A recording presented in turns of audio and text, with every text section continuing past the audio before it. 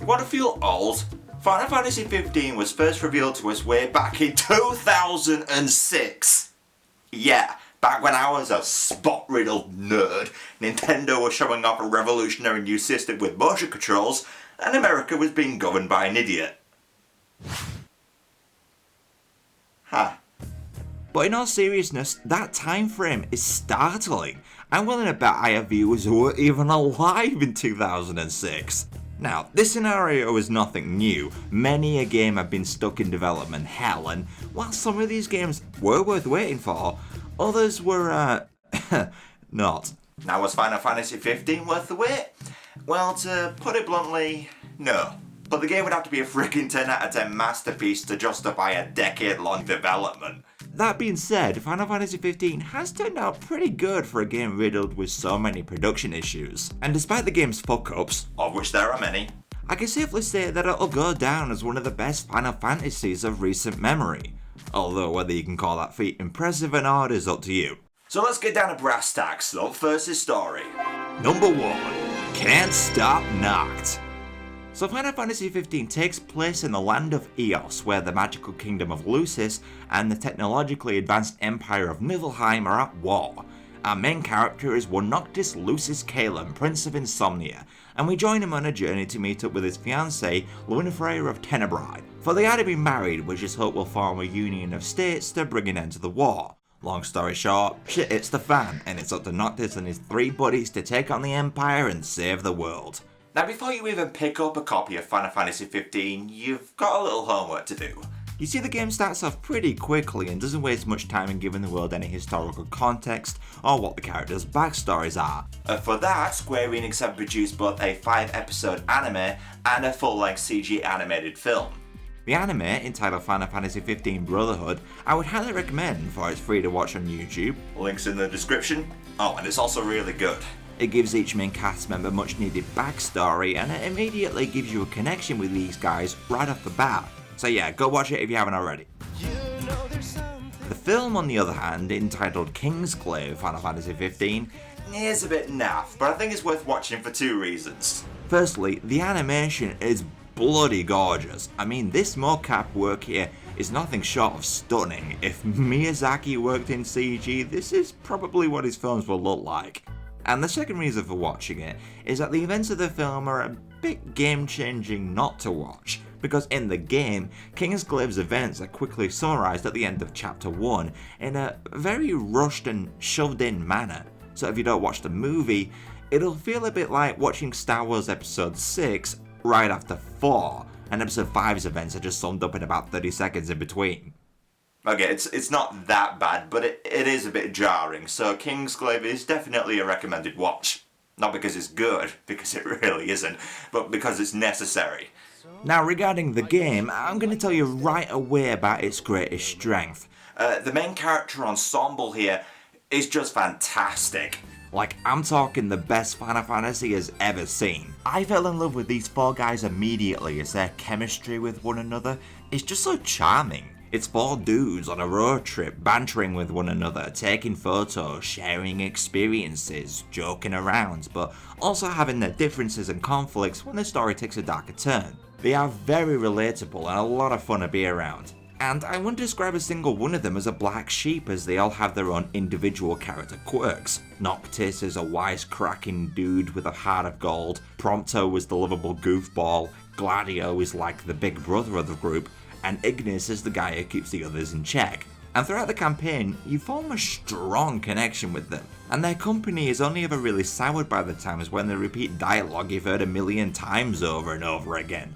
I mean, it was pretty funny hearing Prompto break out and do his own rendition of the Final Fantasy victory theme, but the 27th time he does it, yeah, it loses its appeal. But trust me, the crowning achievement for repeating himself has got to go to our esteemed cook, Ignis. That's it! That's it! That's it! That's it! I've come up with a new recipe. I've come up with a new recipe. I've come up with a new recipe. I've come up with a new recipe.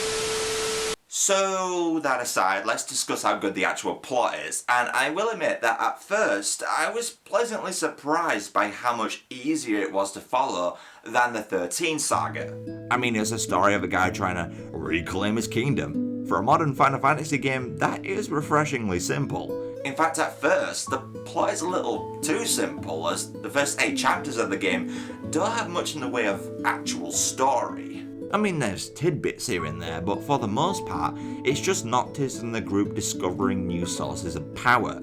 Plot-wise, it wasn't that engaging, and considering this is the largest chunk of the game in terms of playtime, that's a bit of a problem. The gameplay makes up for it, but more game-changing events during these chapters would have been welcome. It would have helped the game's pacing phenomenally. Now, by the time you reach chapter 9, that's when the plot really shifts into gear, and this final stretch to the game's end is good because our 4 leads are so likeable, but the actual plot in this part of the game does end up feeling a bit rushed, and as a result, a little hard to follow. Like, big plot reveals are unveiled in very underwhelming ways, events you'd think would play a big part in the game happen off-screen, characters who are set up to play a big role in the story barely do anything, and there's just too many instances where I wish the game would slow down a bit to explain what the fuck was going on. You see, a lot of sci-fi and fantasy related media remedy this problem of the audience feeling out of the loop by featuring a character that is a little out of their element themselves. Think Luke Skywalker or Frodo Baggins, or to give a Final Fantasy example, Varn from Final Fantasy XII. And because these characters are ordinary folk, they can serve as the audience's eyes to their respective worlds. They don't know what's going on, so other characters can explain the situation to them, and simultaneously we the audience are then informed. Final Fantasy XV doesn't have a character like that. All 4 of our heroes are well versed in the goings on of Eos, so whenever something completely nuts happens, like a fucking god showing up and wrecking shit, the characters just roll with it, and I'm just sat there like, Explain? But it's really the very end of the game that left me the most confused, and I can't say it worked all that well for me because literally the first thing I did once the game ended was I hopped on YouTube and I typed the words Final Fantasy XV ending explained. And I'm not gonna lie, I was a little relieved to see that hundreds of thousands of people did the exact same thing. Yeah, this isn't a good sign, Square Enix. Now this is really gonna split folks, because I've heard many people say the ending of this game is a rushed, unfinished mess, whereas others say that it brought them to tears. I myself didn't hate the ending, don't get me wrong, I did in fact quite like it, but I couldn't get as emotionally invested as I wanted because of the pretty disjointed storytelling. The game also lacks any kind of epilogue after the final events of the story. You see, once Noctis' mission is done, that's it. You're given no information about where most of the characters end up. You guys hear me complain all the time about the ending of Deathly Hallows Part 2? Yeah, same problem here. Now, after watching one of those ending explain videos, I now know everything about the game's plot. I just wish I was in the loop as I was playing it, as there's a cool twist regarding the villain that I thought was cool, but it wasn't until I watched a bloody YouTube video that I finally had that moment. Now, apparently Square Enix are working on various patches and DLC updates to the game that's said to add more story elements to the campaign. So yeah, they released the game when it wasn't finished. This whole practice of releasing an unfinished game and then patching it later is becoming disturbingly common, isn't it? So as it currently stands, the plot of Final Fantasy XV is average at best, but it's more than made up for by our 4 leads. I cannot stress enough how it's these 4 that save the game, because whenever we cut away from them to focus on other characters, I immediately lost interest. Like Luna Freya, for example, is a big player in the game's plot, but she's not given much in the way of personality or really care about her. I think the biggest misstep with her character is how her and Noctis spend next to no screen time together. There desperately needed to be more development between these two, especially considering the events leading to the game's end. That being said, I thought the villain was a charismatic and entertainingly sadistic character, and if only I had understood this person's motivations more, I'd have probably ranked them as one of the best Final Fantasy villains. So yeah, long story short, Final Fantasy XV has a great main cast, underdeveloped side characters, and an okay but squandered plot. So let's move on. Number 2. Final Fantasy games get PC releases, right? Right? So there's no denying that Final Fantasy 15 is a very pretty game. Yes, it's a stunning and massive world to explore, and it's easy just to get lost in it. It's another one of those get on top of a high lookout point and rotate the camera slow to get a good panning shot kind of game. Yeah, you know the ones. Now it is unfortunately a world that can get a little, well, empty at times.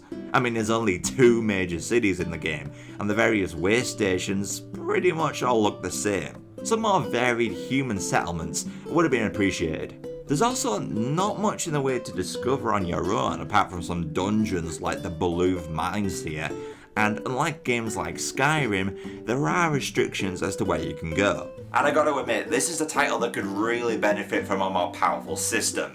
Now no, I was playing 15 on the original PS4 model, not the PS4 Pro, so maybe the Pro fixes this. But there are some graphical glitches here and there, there's a lot of popping, and the frame rate, whilst consistent, isn't the best. If this game had gotten a PC release, I'd have definitely gone with that. I mean, I know I could have bought a PS4 Pro to fix this lack of performance, but yeah, I'm not prepared to fork out that kind of cash for a system I essentially already have. Anyway, I do really hope Square Enix work out a deal one day so they can finally bring Final Fantasy games to the graphically superior PC platform. Yeah, and how long did that take to get a release after the console version? Yeah. Now, of course, I can't mention a Final Fantasy game without talking about the soundtrack, and there's some earworms here, I can tell you. I like to ride my chocobo all day. Chocobos! Chocobos! But there are plenty of pieces specific to 15 as well, and whenever I hear them, I'm transported right back into the game. Oh, we're in Hammerhead. Cindy's tending to the regalia with her assets on show. Oh, we're at a campsite. Ignis is putting his superhuman recipe knowledge to good use. Oh, now we're exploring the sky. The guys are in tow. The sun is setting. That's it! I've come up with a new recipe. Good for you, Ignis. Now, Final Fantasy 15 doesn't have anywhere near the best soundtrack of this series, but it is a nice OST regardless, and being able to listen to soundtracks of previous Final Fantasies whilst driving is a nice little touch, so good job there. Number 3, the combat. It's like a pig rolling in its own messy, but fun. So Final Fantasy 15's combat system is a little divisive. Some love it, some hate it. And as I began the game, I remember thinking, Yeah, I'm not sure about this. but the more I played, the more I got a feel for it, and it became a combat system I grew to love. This is clearly the most action-oriented Final Fantasy game yet, and I'm okay with that, as much as I would love to see a turn-based entry in the series once again. What we have here is a combat system that's about 90% beat 'em up, 10% active time, so as long as you activate wait mode in the options, which is highly recommended by the way. To attack, you hold down circle.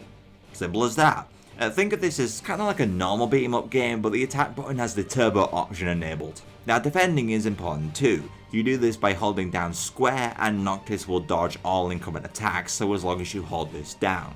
Though this does consume magic points, so you can't dodge forever. And this simple control scheme layout oddly works, and other combat options and tactics serve to spruce things up. For example, you can counter attacks if you're quick with your button presses. There's techniques your allies can learn that can help out in battle. There's a warp strike attack Noctis can do that's satisfying to pull off, plus it looks really cool.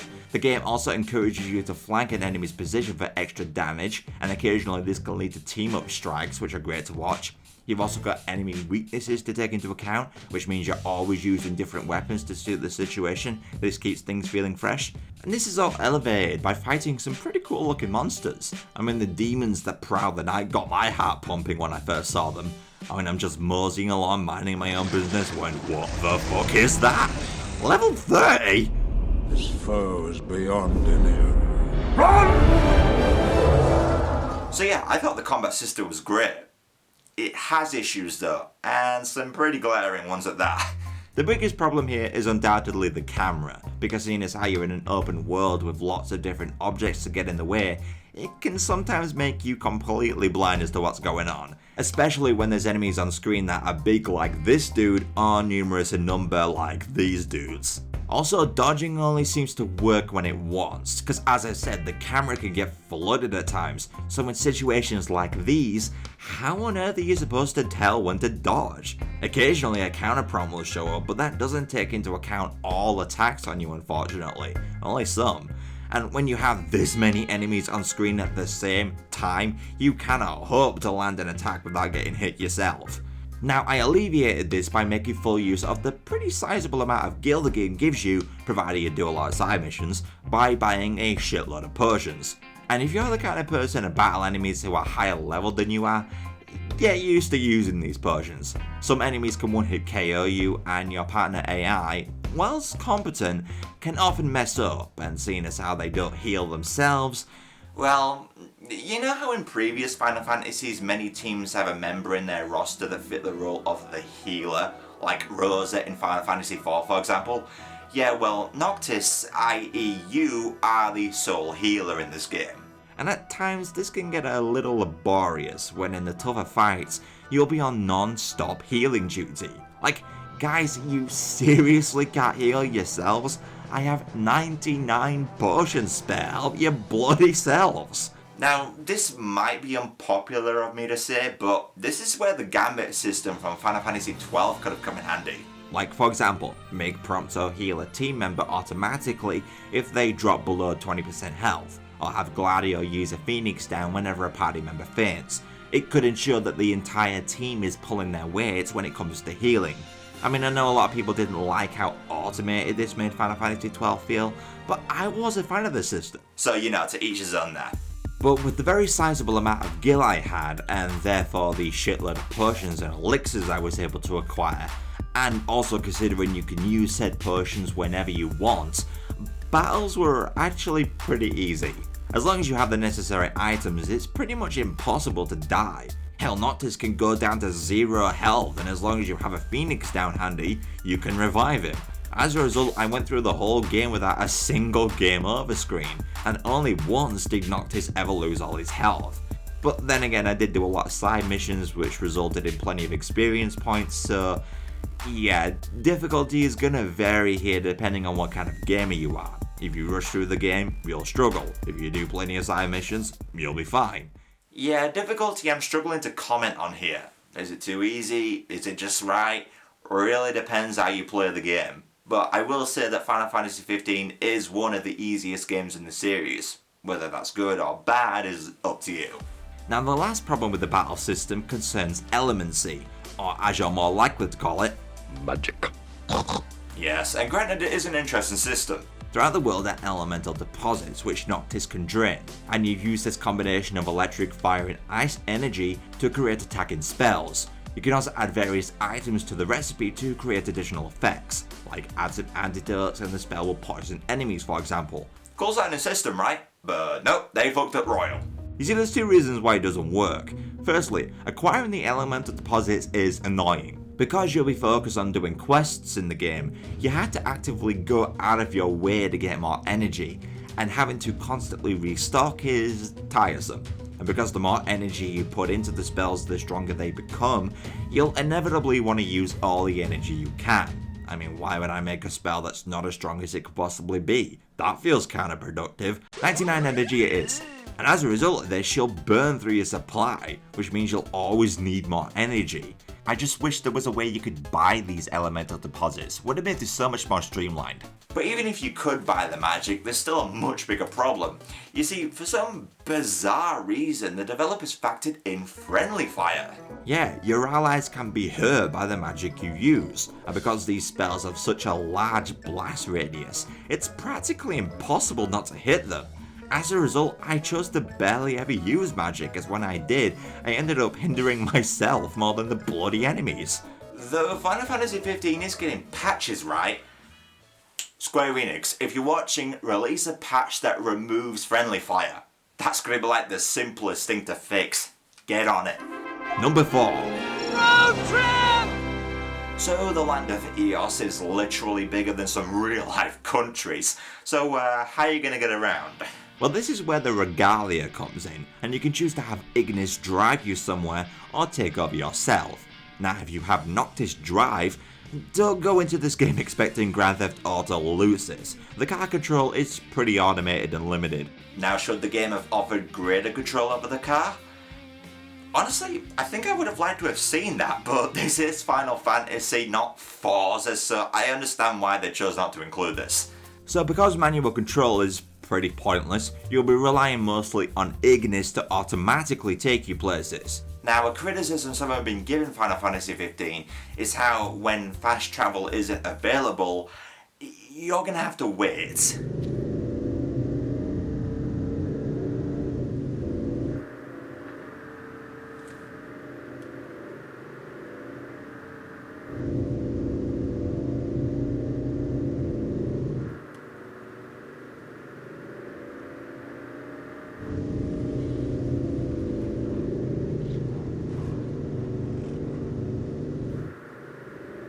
Well, might as well put the kettle on.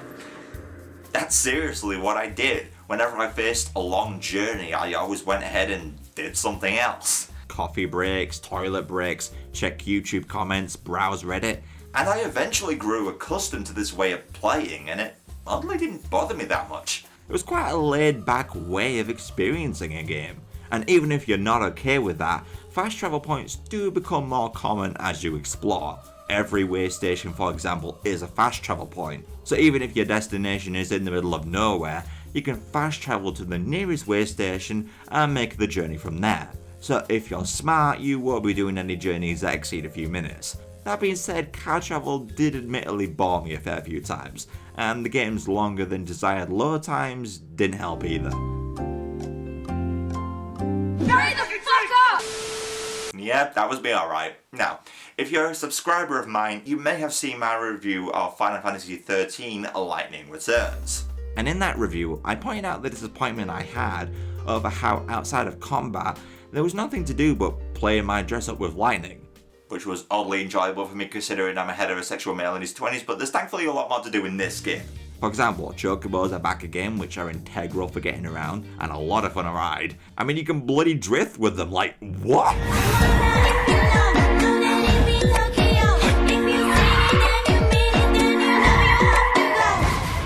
The Fast and the Furious. Chocobo. Drift. Square Enix, I demand a film to be made about the subculture of chocobo racing. I cannot die a happy man until I see this. There's also a fun chocobo racing minigame, which, whilst not that in depth, is a fun little side distraction. Other activities include a pinball-like arcade game, there's an extensive fishing minigame if you're into that sort of thing, there's a coliseum you discover later in the adventure where you can bet on monster fights, that was oddly addictive. So yeah, plenty of fun optional activities. Just a shame about the optional quests. Number 5. Prince Noctis, the errand boy? So yeah, this is easily the worst thing about this game, and this alone drops my review score by at least 2 points. I'm on about the side missions on how they are nothing short of unacceptable. Dear Square Enix, just because they're side missions doesn't mean you can make them so excessively boring. Pretty much all the side missions in Final Fantasy 15 are bottom of the barrel fetch quests. Speak with some boring NPC, they want an item from this point on the map, you go get it for them, bring it back, quest complete. Genius! And that would be bad on its own, but they had the nerve to make these NPCs set you several fetch quests. Yeah, you go get the item they want, you come back, and immediately they set you the task of getting more items. Take this knobhead for example. He sets you the task of taking a photo. But oh no, this isn't like a quick Beyond Good and Evil style camera minigame where you get to control Prompto temporarily. No, that'd be kinda cool. No, you reach a point on the map, you hit X, and Prompto automatically takes it. Yeah, to reiterate, you go to a point on the map, you hit a button, and come back. What is this? Okay, you know when the PSN got hacked and those Sony CEO dudes went on stage and gave a sincere apology by bowing? Yeah, can the Square Enix development team do that for anyone unfortunate enough to play through the side missions in this game? That'd be great. But oh wait, because it actually gets worse. For the fat guy from Lost, there's another quest for you. And what do you know? He wants you to do the exact same thing. So you travel to the location, hit a button, and come back. And oh shit, he wants you to do it again. Okay, done all that crap. We're done now, right? Oh my god, again? Ugh. Okay, 10 minutes later, I got the stupid pick. Now, you are taking the fucking piss, mate. Holy shit, Square Enix, how did any of you think this was acceptable? Look, I know these are side missions and therefore they're optional, but what kind of RPG player doesn't do the side missions? They are, and have always been, an integral part of role-playing games. Other developers are making them interesting, like they can have their own contained stories and cool new enemies to fight. Why isn't that the case here?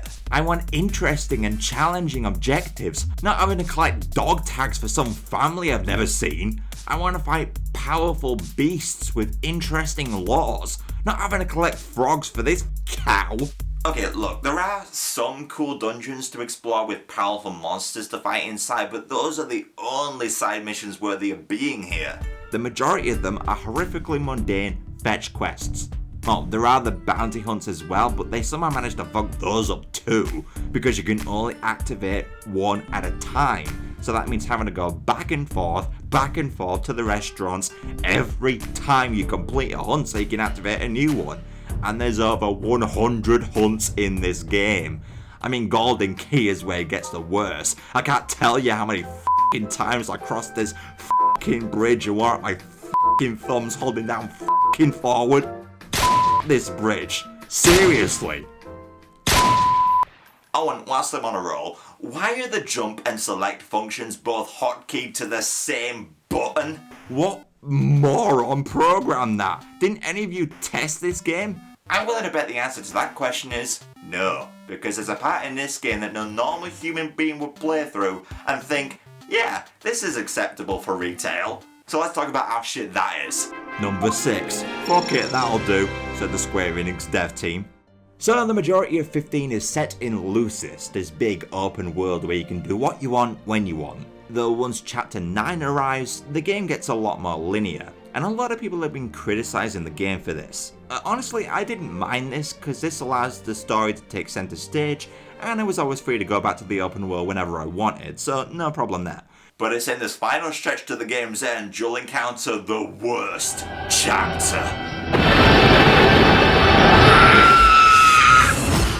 Chapter 13.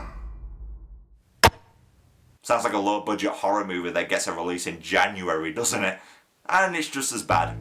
In this part of the game, Noctis is on his own and he's stripped of his powers, and you're forced to walk down boring corridor after boring corridor, battling enemies with bare bones combat options with nothing to do but upgrade your keycard so you can unlock yet more boring corridors. And this whole section takes you just shy of 2 hours. This chapter is an endurance challenge. It's horrendous. I'd have fallen asleep here were it not for the oddly out of place jump scares scattered throughout. Yeah, Square Enix probably did that on purpose to wake players up. Oh, and I suppose I don't need to point out the irony that the chapter with the long hallways and the shitty combat system is chapter 13. Yeah, that can't be a coincidence. Luckily, chapter 14 brings a really cool twist to the game's setting, but god, getting to it is a pain in the ass. So yeah, brushing all that aside, allow me to transition to the conclusion of this review. Final Fantasy 15 is a good game, definitely not disputing that. It's got a great cast, a cool world to explore, and a fun combat system. But holy balls is it let down in other areas. Its story feels incomplete, the camera is atrocious, getting from A to B is often laborious, some of the level design is as cookie cutter as it gets, and the side missions are a fucking joke. This all brings my score down a fair bit, and I'm sorry to say that I can't give Final Fantasy 15 any higher than a 7 out of 10. It is recommended, but it's clear this game could have used a lot more polish. We had been waiting for Final Fantasy 15 for a whole decade. What would have been another year? I bet you anything there's going to be a special edition release of this game released in 2018 or something. You know, with all the DLC included and all future patches built in. If you're willing to wait, I'd say get that. I said the same thing about Mortal Kombat X, and look what came out just a year later. Regardless of the game's quality though, I will say it's a definite step up from Final Fantasy XIII. And I can't be too hard on a game played with such a troubled production history. It's a miracle it came out as good as it is. But Square Enix can now start afresh and give us something new and exciting in Final Fantasy XVI. You know, so as long as they don't bother with Final Fantasy 15-2, Final Fantasy 15 Noctis Returns, Final Fantasy Gladio's Killer Ab Workout, Final Fantasy Prompto's Chocobo Racing, and Final Fantasy Let's Go Cook Within This exclusively for 3DS. Though to be perfectly honest, I'd totally play all of those. See you guys next time.